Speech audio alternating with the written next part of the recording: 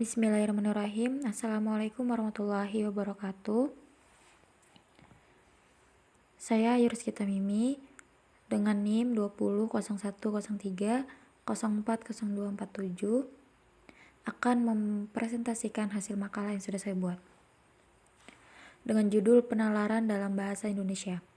Dosen pengempu Bapak Rahmat Rizkiansyah, SPDI SAP MPD. Pengertian penalaran. Penalaran adalah proses berpikir yang bertolak dari pengamatan indera atau pengamatan empirik yang menghasilkan sejumlah konsep dan pengertian. Definisi penalaran adalah suatu proses berpikir manusia untuk menghubung-hubungkan data atau fakta yang ada sehingga pada satu kesimpulan. Ciri-ciri penalaran. Yang pertama, logis adalah suatu penalaran harus memenuhi unsur logis, artinya pemikiran yang ditimbang secara objektif dan didasarkan pada data yang sahih. Yang kedua, analitis. Kegiatan penalaran tidak terlepas dari daya imajinatif seseorang dalam merangkai, menyusun, dan menghubungkan petunjuk-petunjuk akal pikirannya ke dalam suatu pola tertentu. Yang ketiga, rasional adalah apa yang sedang dinalar merupakan suatu fakta atau kenyataan yang memang dapat dipikirkan secara mendalam. Penalaran deduktif. Menurut Aristoteles, penalaran deduktif merupakan penalaran yang beralur dari pernyataan-pernyataan yang bersifat umum menuju pada penyimpulan yang bersifat khusus. Penalaran deduktif adalah proses penalaran untuk menarik kesimpulan berupa prinsip atau sikap yang berlaku khusus berdasarkan atas fakta-fakta yang bersifat umum. Penarikan simpulan konklusi secara deduktif dapat dilakukan secara langsung dan dapat pula dilakukan secara tidak langsung. Simpulan secara langsung ditarik dari satu premis, sebaliknya konklusi yang ditarik dari dua premis disebut simpulan tidak langsung. Misalnya, yang pertama, semua S adalah P, sebagian P adalah S. S adalah simpulan, P adalah premis. Contohnya, semua ikan berdarah dingin. Premis, sebagian yang berdarah dingin adalah ikan. Simpulan. Kedua, tidak satupun S adalah P, tidak satupun P adalah S. Contohnya, tidak seekor nyamuk pun adalah lalat. Premis, tidak seekor lalat pun adalah nyamuk. Simpulan. Yang ketiga, semua S adalah P, tidak satupun S adalah tak P. Contohnya, semua rudal adalah senjata berbahaya, tidak satupun rudal adalah senjata tidak berbahaya. Keempat, tidak satupun S adalah P, semua S adalah tak P. 5.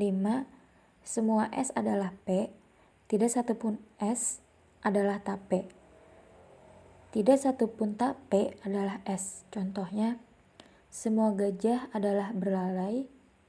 Premis, tidak satupun gajah adalah tak berlalai. Simpulan, tidak satupun yang berlalai adalah gajah. Simpulan. Simpulan secara tidak langsung. Memerlukan dua premis sebagai data. Dari dua premis ini akan dihasilkan sebuah simpulan.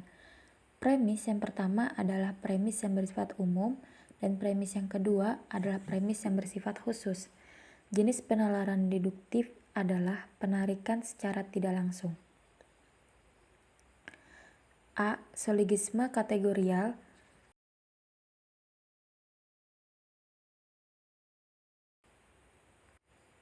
Contohnya, semua manusia bijaksana, semua polisi adalah bijaksana, jadi semua polisi bijaksana. B. Silogisme hipotetis adalah silogisme yang terdiri dari premis mayor yang berproposisi kondisional hipotesis. Contohnya, jika besi dipanaskan, besi akan memuai. Besi dipanaskan, jadi besi memuai. Jika besi tidak dipanaskan, besi tidak akan memuai. Besi tidak dipanaskan, jadi besi tidak akan memuai. Silogisme alternatif adalah silogisme yang terdiri atas premis mayor berupa proposisi alternatif. Contohnya, dia adalah seorang kiai atau profesor. Dia seorang kiai, jadi dia bukan seorang profesor. D. Entimen. Silogisme ini jarang ditemukan dalam kehidupan sehari-hari, baik dalam tulisan maupun dalam lisan. Akan tapi, ada bentuk silogisme yang tidak mempunyai premis mayor karena premis mayor ini sudah diketahui secara umum. Contohnya, semua sarjana adalah orang cerdas. Ali adalah seorang sarjana, jadi Ali adalah orang cerdas. Dari silogisme ini dapat ditarik satu entimen, yaitu Ali adalah orang cerdas karena dia adalah seorang sarjana. Penalaran induktif adalah suatu penalaran untuk menarik kesimpulan berupa prinsip atau sikap yang berlaku umum berdasarkan fakta-fakta yang bersifat khusus. Prosesnya disebut induksi. Penalaran induktif juga adalah proses berpikir logis yang diawali dengan observasi data, pembahasan dukungan pembuktian, dan diakhiri kesimpulan umum. Penalaran induktif pada dasarnya terdiri atas 3 macam: generalisasi, analogi, dan sebab akibat. Beberapa bentuk penalaran induktif. Yang pertama, generalisasi adalah proses penalaran yang bertolak dari fenomena individual menuju kesimpulan umum. Macam-macam generalisasi. Yang pertama, generalisasi sempurna adalah generalisasi di mana seluruh fenomena yang menjadi dasar penimpulan diselidiki. Contohnya, sensus penduduk. Kedua, generalisasi tidak sempurna adalah generalisasi berdasarkan sebagai fenomena untuk mendapatkan kesimpulan yang berlaku bagi fenomena sejenis yang belum diselidiki.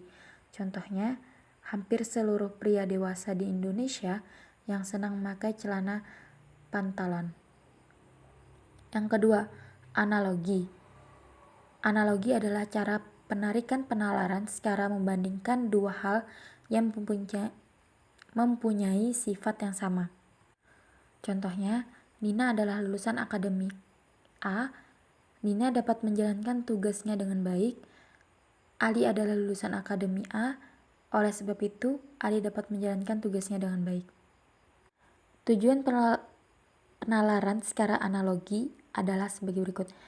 Analogi dilakukan untuk meramalkan sesuatu. Analogi dilakukan untuk menyingkapkan kekeliruan. Dan analogi digunakan untuk menyusun klarifikasi. Yang ketiga ada hubungan kasual, adalah penalaran yang diperoleh dari gejala-gejala yang saling menghubungkan. Macam-macam hubungan kasual, ada sebab akibat. Contohnya, penebangan liar di hutan mengakibatkan tanah longsor. Yang kedua, ada akibat sebab. Contohnya, Andri juara kelas disebabkan dia rajin belajar dengan baik. Yang ketiga, ada akibat. Contohnya, Tony melihat kecelakaan di jalan raya, sehingga Tony beranggapan adanya korban kecelakaan. Adapun hukum penalaran. Hukum pertama, apabila premis benar, konklusi benar. Hukum kedua, apabila konklusi salah, maka premisnya salah. Hukum ketiga, apabila premis salah, maka konklusi bisa benar atau salah. Hukum keempat, apabila konklusi benar, maka premis bisa benar, bisa salah. Kesimpulannya, penalaran adalah bentuk tertinggi dari pemikiran. Oleh sebab itu, penalaran lebih rumit dibandingkan pengertian proposisi. Hakikat penalaran terlahir dari tutur bahasa makhluk yang berpikir. Secara sederhana, penalaran dapat didefinisikan sebagai proses pengambilan kesimpulan berdasarkan proposisi-proposisi yang mendahuluinya. Penalaran proses berpikir yang bertolak dari pengamatan indera yang menghasilkan sejumlah konsep dan pengertian. Penalaran dalam proses ada 2 macam, yaitu penalaran deduktif dan penalaran induktif. Penalaran deduktif adalah metode berpikir yang menerapkan hal-hal umum terlebih dahulu untuk seterusnya dihubungkan dengan bagian-bagian yang khusus. Dan penalaran induktif adalah metode yang digunakan dalam berpikir dengan bertolak dari hal-hal khusus ke umum. Kesimpulan ini dapat berupa prinsip atau sikap yang berlaku umum.